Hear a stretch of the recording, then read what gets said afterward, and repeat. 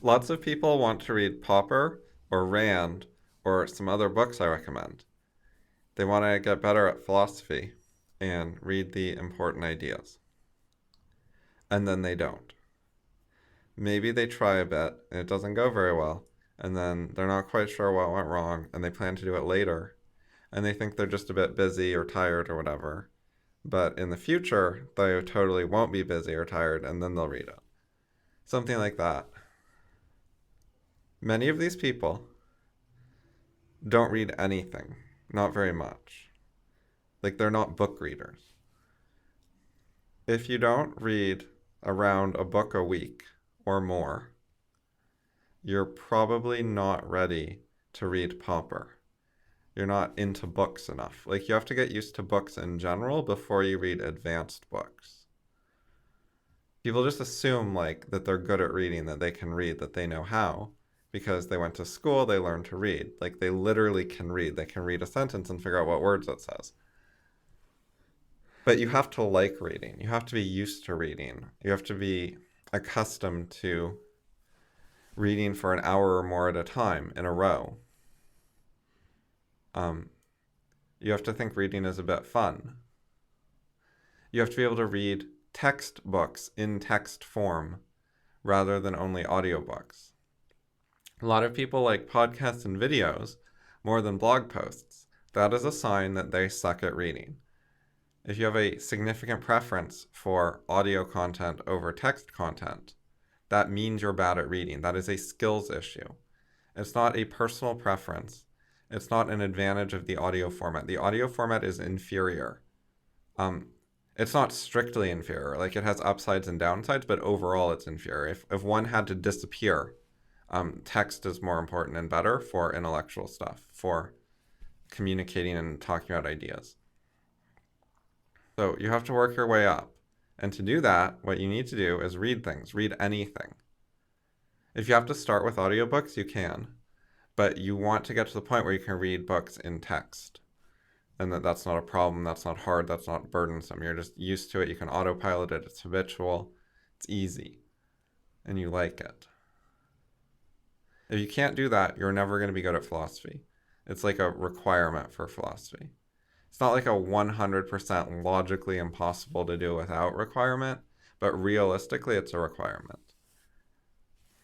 It also helps if you can read fast, but that one is a lot less of a requirement. Like you can be a good philosopher while reading books at a regular pace instead of a fast pace. But if you can read fast, then you have a lot more control over what you do. You can read some books fast and some books slow, depending, or even different sections of the same book. It's very similar to learning how to skim, so you can get the idea of some section of a book and figure out what it's about and whether you want to read it in detail or not in a faster, more efficient way. Being able to just read all the words fast has some of the same effects as skimming, but it has advantages, like you're not missing words. Sometimes when you skim, you like miss an important sentence that had the information you wanted. Anyways, that's a tangent. So to get good at reading, you have to just start with books that you can read right now. Like instead of advanced books like Popper, try to find some books that you actually like that are a lot easier reading. Like Harry Potter, part of why that book is or a series is popular is it's very easy reading compared to the average fantasy book, let alone philosophy book. It reads faster with less mental focus or thought or strain or whatever. It's easier to read through 200 pages or a whole book in one sitting or one day with Harry Potter than with most fantasy novels like Game of Thrones novels. And that's a writing style choice. And there are other books like that that are intentionally written to be easier to read. If you look for juveniles or young adult books, in general, those are easier. They're a bit faster paced, they have less fancy vocabulary words, the sentences tend to be simpler. And that's not a bad thing. In general, that's just a good thing. Like, it's not even a trade-off, it's mostly just better. It's not purely better, but overall, it's generally better when a book is easier to read. Philosophy books are hard to read because it's hard to make them easy to read. You even with a skilled author, it's still hard. But people could do better. Like, a lot of my writing is easier to read than Popper because I have certain writing skills that I'm better at than he was. A lot of people associate hard to read with like important intellectual content, with it being actually advanced ideas, and that's a bad association. Like, there is some connection there, but there's a lot of stuff that's not even very good ideas, but they make it hard to read, and that helps actually disguise how bad the ideas are. Because if it's hard to read, it's hard to figure out what the ideas are, and it's hard to tell if they're any good or not. A lot of people just assume if they can't read it, then the author must be smart, especially if it's won awards, if it's gotten positive reviews from professors, stuff like that. Then people assume that means it's actually good. And so a lot of people get tricked that way. And then they just give up on reading. So, to begin with, if you're not really a reader, you want to try reading a variety of stuff. Read fantasy, read sci-fi, read mystery, read some novels about like crimes and detectives. There's mystery books like that, but there's also other types of mystery books that like don't involve the police and don't involve a crime. Anyways, and read westerns. What else is there? You could read fucking Twilight. By the way, Twilight and Harry Potter, like, they're called fantasy in some sense, but they're very different than like what I would call a regular fantasy book, like the kind of thing with dragons and knights and heroes. Those are essentially two different genres. Also, sci-fi has like, quote, hard sci-fi that's sort of more science oriented, and then it has basically fantasy stories in space. There's sci-fi can be like adventure stories, or it can be let's think about a potential future scenario with different technology. Like, those are pretty different types of books. So you want to try lots of different things. And nonfiction too. Fiction is, for most people, it's easier to get started with. But there are a bunch of types of nonfiction that are relatively easy to get started with. There are political books that are not too hard to read. Like, if you read, when Ted Cruz ran for president, he wrote a political book. I think it was called A Time for Truth, something like that. Anyways, it's reasonably easy to read. Like, it's meant for the masses. They're trying to write a book that tells you about Ted Cruz, but also that people who don't read very many books are going to be okay with. It's not like a Popper book. So other nonfiction that you can try is biographies or history books. A lot of those are meant to be somewhat entertaining and accessible to normal people who aren't philosophers. You can read non-technical economics books. Like, Mises wrote both types. Like, Human Action, that's fucking hard to read. But on the other hand, his books, Liberalism, Bureaucracy, and Anti-Capitalist Mentality, are only like medium hard. Like, they're not the easiest books, but they're definitely not that hard. And if you want something easier than that for economics, there's Hazlitt. And if you read his Economics in One Lesson or his Man versus the Welfare State, those are easier to read than Mises. It helps that he's American, whereas Mises immigrated here and had to learn our language, just like Popper.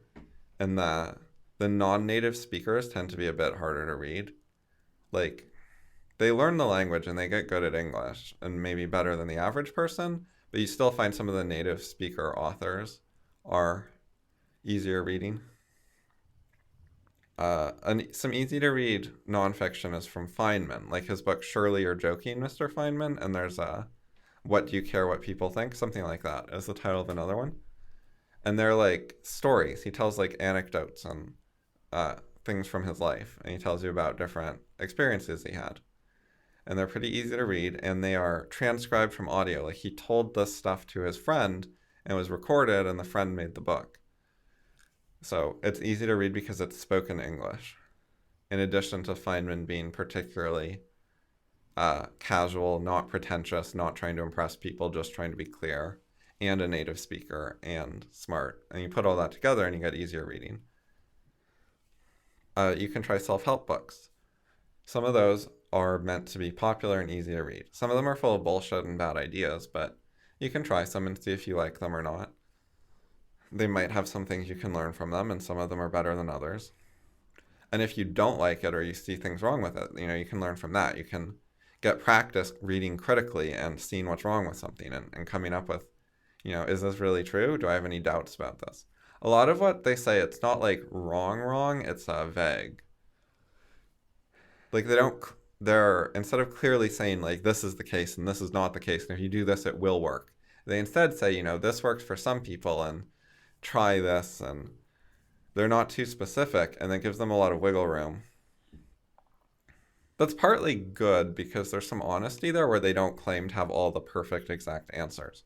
But a lot of times they're trying to give you an impression like they said more than they did. Like they don't actually say much. They don't give you that much useful direct info. But they try to give the impression that they told you what to do. So a lot of people will read a self-help book and they'll feel like they learned something and they're going to do it and they think it's going to work. And then they try to do it and somehow it doesn't work.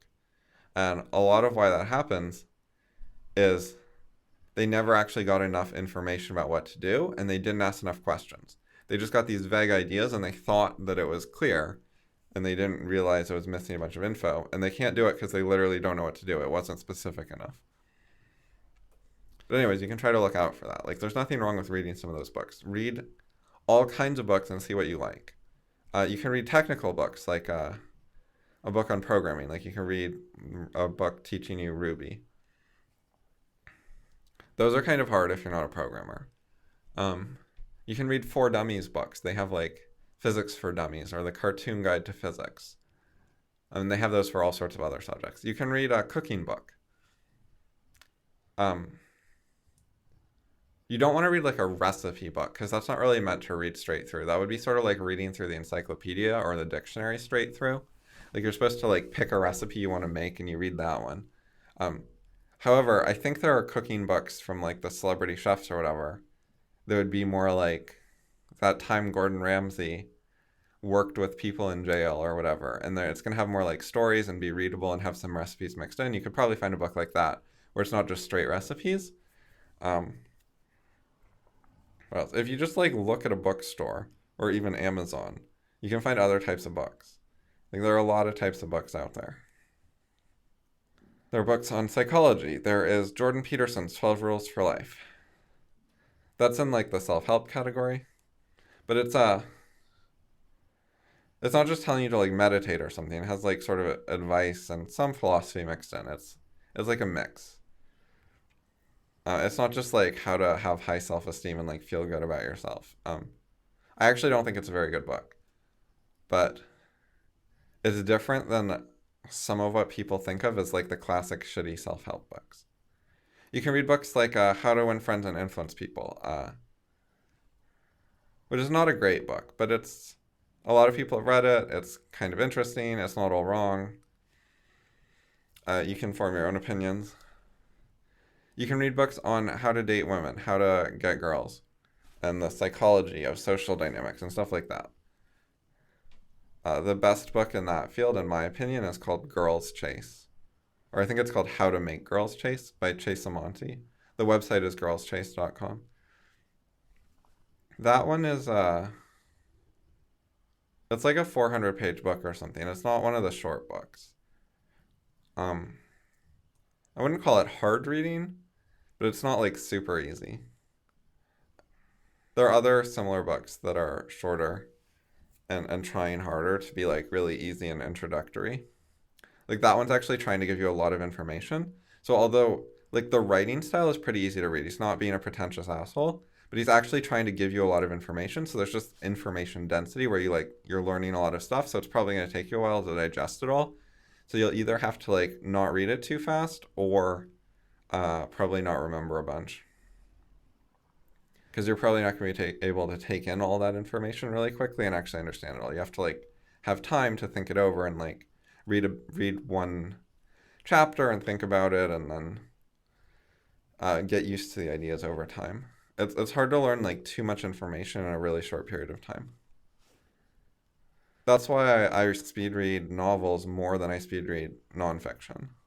With nonfiction, I tend to speed read stuff that's like less important or has less new information for me. Like Like if I'm reading an economics book and I've already read a bunch of economics books before, I can read it faster because it's not going to say a lot of new stuff for me. Same with politics.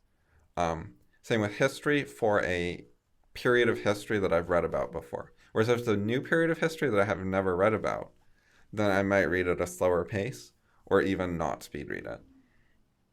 But then with like a novel, like if I'm reading a Heinlein sci-fi story, even if it's new to me, it's not super important. I can read it faster. I don't need as much time to digest it. Anyway, to summarize, if you want to be a good intellectual, you have to learn to read and to like reading and to get so used to reading that it's easy and pretty quick and it's not a burden. And you have to like get to the point where you don't have a preference for audio over text. If audio feels nicer or better to you than text, you are not prepared to be a good intellectual yet, and you have to work on that. So read a wide variety of things, and hopefully you'll like some of them. And then read more of those, and just get used to reading. And start with whatever is easy for you, whatever you already like. And then you can work your way up to, in the future, when you're more used to reading some other stuff, branching out, until eventually you'd be able to read Popper, and it wouldn't be a struggle. If reading something is a struggle, that means there's some like missing skills. You haven't worked your way up to it. You want to work your way up in gradual steps. So you do something that's easy now, and then it makes something else. It makes other things a little bit easier. You got like a little closer to them. So it makes a few more things become easy. And then you do some of those, and it makes a few more things become easy. And you keep doing that, and you work your way up. When it's every step should be reasonably easy. And if you get stuck, if you can't read fucking anything, if it's just not working, I think in that case, you would basically have two choices. One, you could just give up on being an intellectual. You can just admit you're going to be a dumb, ignorant person all your life. Forget thinking. Two, you could talk about it. You could have a conversation. You could come on the Curiosity website and, talk about what your problems are. What did you not like about reading? What types of books did you try reading? So maybe people could suggest other stuff. What types of stuff do you like? What happens when you try to read? Like, does your mind wander? Do you fall asleep? Do you get confused? Do you have trouble understanding what it's about? Do you not see the point of it? If you're reading stuff that's like related to your own interests, you should at least like see the point of it some. Were you unable to find books that had anything to do with anything you care about? There are books on like a lot of topics. If you like art, there are art-related books. If you like architecture, there are architecture-related books. Not everything has many fiction books related to it, but you should at least be able to find some nonfiction related to whatever you want. You can find like practical books like that teach you like how to build something out of wood or do arts and crafts or whatever. Or how to do chemistry experiments. Like you can find guidebooks and practical books. You can read about technology, like how does the radio work? Maybe that's interesting. There are like science books that have like a variety of short articles where you can learn about a bunch of different parts of science. You can read Richard Dawkins' books and learn about evolution. I like some of his earlier books that are fairly easy reading and pretty educational as well. They're easy reading for how educational they are and like what topics they deal with, but they're not the easiest books out there by any means. And that's not Selfish Gene, and it's especially not Extended Phenotype. But it's other stuff like Blind Watchmaker and Climbing Mount Improbable are easier reading than Selfish Gene. Because Selfish Gene is trying to like teach you how evolution works, and Extended Phenotype is like advanced stuff about how evolution works. But then he has those other books, like Unweaving the Rainbow or whatever, I think that's one. Anyway, he has like several older books that are trying to deal with people's objections to evolution. He wants to like persuade skeptics, and those books are a bit easier to understand and read than the ones that are trying to teach how evolution works. You can read about the Enlightenment. People think about history as sort of like, I don't know, like wars and governments in certain time periods. I don't know, and it just sounds they don't concretize what it is. But there's a lot of different like types of history books that are different things. Like the Enlightenment history books are sort of about ideas, and you'll learn about like different philosophers from that time period and what they thought and like what the scientists were doing and how industrial progress was made. And like another history book is called The Myth of the Robber Barons, and it teaches you about several different historical figures and some of the stories about them. And it's trying to contradict some of the stories about how they're robber barons who are like hurting the country. And it actually sort of agrees with that in some cases, because it divides people into two categories. There are political entrepreneurs and business entrepreneurs. I forget if those were the exact words they used. But they're saying basically some people got ahead by business, by making products and selling them to the consumer. And that's basically the good type of entrepreneur, and those people are not robber barons. And then there's the political entrepreneurs, where their focus was on getting government favors, getting government handouts, working with the government in some way, getting good at networking with legislators and politicians, and getting unfair advantages where they get laws passed that help them and hurt their competitors. And those are the bad type of businesses. Those are the people who you could call robber barons or some other nasty term. So anyways, that might be different than history class from school where you like learned the dates of a bunch of events and tried to memorize them for the test, which was like stupid and might have made you hate history. Biographies cover quite a lot of different types of books because basically you can, whatever type of thing you're interested in, you can find a biography on a person from that area. Like you can find a biography on an inventor if you're interested in inventions, but you can find a biography of an artist if you're interested in art. Or there's biographies for mathematicians or scientists or whatever. And there are biographies for historical figures like Edmund Burke. And you find out about his like political career in the late 1700s. Anyway, seriously, look around on Amazon, go to a bookstore in person. Just there are a million types of books. Learn to read a lot if you would like to ever be a good intellectual. And if it's going badly, talk about it. Talk about your problems. Maybe people can give you advice and help with some of your issues. You can get advice both from people like me who are already good at reading and like reading, and you can get advice from other people who are having trouble, but maybe not quite the same trouble as you. If they're having trouble but it's different trouble, you might be able to help each other even though you're both not great at reading. And then also, if you're reading and it is going well, post about that. Post what some of the books are that you read, what some of the things that worked well for you are, what some of the things you like learned about what's nice about reading that you didn't know before, some things that might help other people. And if you post about that, it'll be kind of like journaling or free writing, where you will think over what you've done and it'll help remind you of things, help you memorize it or remember it, help you figure out what's important and like sort it out in your own mind. But even if you can't do that, even if you can't write anything, if you just start with reading, that'll help. It'll be a forward progress step. Don't just expect that Pauper will be like the first book you've read this month. You just have to get used to reading with any books that are easy and that you like, and then work your way up. And then one day you can go to fallibleideas.com/books and you can read those books. And when you read those books, one thing that would really help is if you're already at the point where that list doesn't actually look that scary. Like a lot of people will be like, oh my God, you read all those books? Jesus Christ. You know? But you want to be at the point where that's not actually that many books. Like it's, it's still a fair amount. It's going to take more than a year, I would say, even if you're quite a good reader. But that's not like that daunting. Like you have like over 50 years in which to read books. Maybe a little less if you're already getting older, but even if you're pretty old, you probably have at least 10 years in which you can read books. So if these books take like more than a year, it's not like a huge amount. But anyways, if you've read like dozens of books, it seems less daunting to have a reading list with dozens of books on it. All right, good luck.